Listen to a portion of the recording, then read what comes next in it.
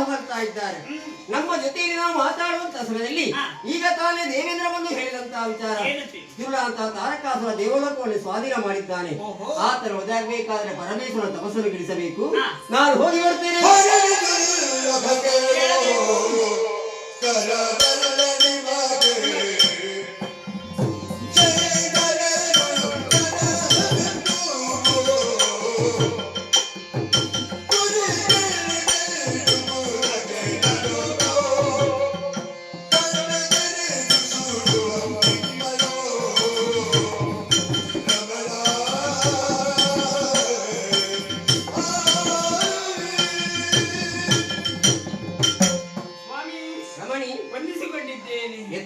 ಶಿವನ ತಪಸ್ಸನ್ನು ಕೆಡಿಸಲು ಹೊರಟು ನಿಂತಿದ್ದೇನೆ ಎಂಬುದಾಗಿ ಹೇಳುತ್ತಾ ಇದ್ದೀರಿ.